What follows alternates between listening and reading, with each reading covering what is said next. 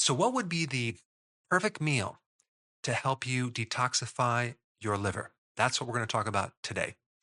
The first thing I want to mention is that going through a detox is not the same as a cleanse. There's all these cleanses out there that say, like a 14-day cleanse, clean out your liver, right? Well, don't waste your money. Going on a cleanse with cayenne pepper and lemon juice with maple syrup for even a week or two is not going to help you clean your liver. All these expensive little kits with these powdered herbs and things that you can take to cleanse your liver are not going to, in any significant way, clean your liver. And I'm going to explain why. You have some powerful, amazing thing that happens in that cell. They go through like this assembly line of enzymatic changes. Okay. Got phase one and phase two. And then phase three is just the full elimination of that toxin. And when I talk about toxins, I'm talking about drugs, medication, preservatives, xenobiotics, which are all the chemicals that are external to the body and foreign to the body. Like you have plastics, you have petroleum products, you have also mold and fungus and pesticides, insecticides, herbicides, fungicides. You have metabolic waste like hydrogen peroxide. You have toxins from smoking. I think there's over 6 or 7 thousand different chemicals. Okay, with about I think 74 to 100 uh, carcinogens. Then you have chemicals in vaping. You have caffeine, heavy metals. I'm not sure if I mentioned that. Cleaning chemicals, alcohol, hormones that need to be broken down. So we are basically swimming, bathing in chemicals 24/7, especially if you use tap water and it's like in your shower head and you have to drink that. And I mean, it's hitting us from every different angle. Thank goodness we have this system of phase one, phase two detoxification. And the whole goal of this process is to turn poisons into harmless, water soluble particles. So, in other words, a lot of these chemicals are fat soluble. So, let me explain fat soluble. So, you can see right here, we have fat and we have water, right? Do you know they don't mix? This is the fat soluble toxins right here. It goes into the body, but it doesn't come out. It gets stuck in there. So we need to turn this fat into something that's more water soluble so it can go through the body. So, what these enzymes do is basically add something to the fat and then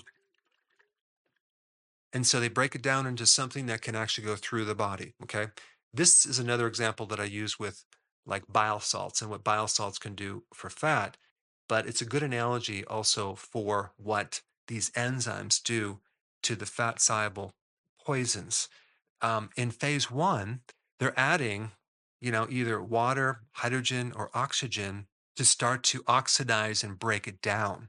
The challenge with this phase one, okay, is that when this chemical is activated, it becomes more toxic, more dangerous, more of a carcinogen because you're adding oxygen and you're oxidating it and you're opening it up. That's why we have phase two. But we need phase one to be able to dismantle this so then we can then add the next thing to this chain of events. So phase one kind of starts the process, it activates things, it requires certain nutrients like folate, vitamin C, certain B vitamins, calcium, etc. And this is also the phase where if you consume grapefruit juice, right, or grapefruit, and you're also taking a medication, there's a certain chemical in grapefruit that will retain that drug longer in your system and it will make things more toxic for you. So you never want to consume grapefruit juice or grapefruits while you're taking a certain medication. And during phase one, there's a lot of free radicals and oxidation happening. And this is where you need a lot of antioxidants. So, antioxidants protect the cell against all this free radical stuff going on. And detoxification is different because you're taking a poison and turning into a water soluble harmless particle. Now, after phase one gets a hold of that poison, then phase two comes in there and it does something called conjugation. Okay. And that's basically adding a water soluble molecule to this compound. Like, for example, glutathione. So glutathione binds with it, and now it's water soluble. And if you ever get a DNA test, you'll see all these detoxification enzymes, and you can actually see if you have a problem with them genetically. Like say there's just a mutation with one of those enzymes, and what that means is there's some sluggishness, and that enzyme doesn't work like it should. So it makes you more susceptible to damage from that poison if you're exposed to it. It's just going to be harder for your body to get rid of that toxin unless you eat very healthy and you do things to really avoid that toxin. So, the value of a DNA test will tell you the importance of avoiding a certain toxin or going above and beyond what you normally do to eat certain things to help this process happen faster. And when I'm actually evaluating DNA testing, I'm finding a lot of people have a problem with these detoxification enzymes. So in phase one, okay, the name of this group of family of enzymes are called the cytochrome P450 enzymes, okay? And then in phase two, you have a bunch of other names involving glutathione, but I'm not going to get into these names at this point. Just realize that all these enzymes pretty much do the same thing, but in different locations in the body and with different toxins. So, like I said before, there are detoxification enzymes in your intestines, in your lungs, in your kidney, but the liver is the primary area of detoxification. So, with phase two, you're attaching certain water soluble compounds to help it become more water soluble. And that involves sulfur, choline, certain amino acids, zinc. Now, there's a couple points I'm going to talk about with this whole assembly line of enzymes to break down these chemicals. It really depends on how chronically you're exposed to these chemicals.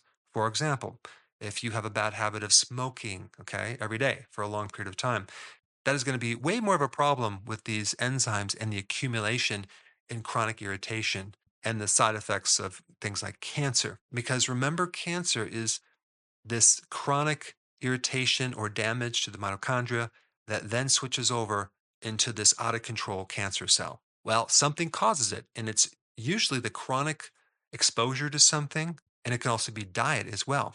And on top of that, if someone has a fatty liver, which the majority of the population does, this phase one, phase two detoxification enzyme pathway just does not work like it should. Also, if they have inflammation in the liver, same thing like hepatitis, it just won't work that well. And especially if they have cirrhosis, it won't work that well. Now, there's also a phase three detoxification where you're eliminating these water soluble chemicals throughout the body.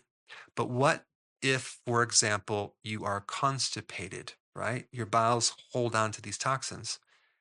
Well, that's a problem because they accumulate, especially if you have chronic constipation.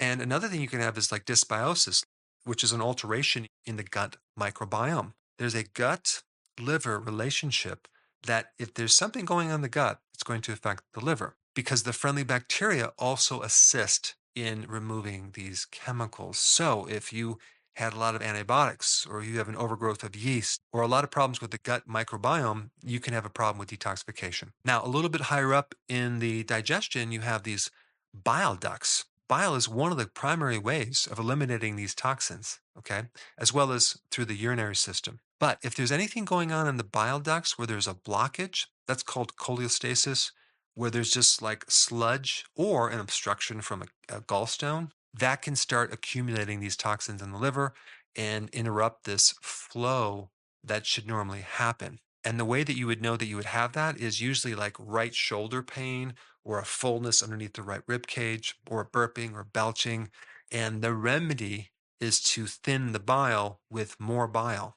And I like to use a remedy called TUDCA, which has been known to greatly assist in the detoxification process of the liver and other parts of the body. What about if the urine is obstructed?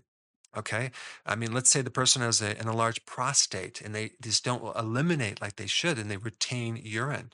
Well, we have this accumulation of toxic material that just cannot exit the body and it backs up all the waste. Not to mention someone that having diabetes and having a kidney problem, which also causes them to retain these chemicals. But the question is, what can you do about it? What can you do?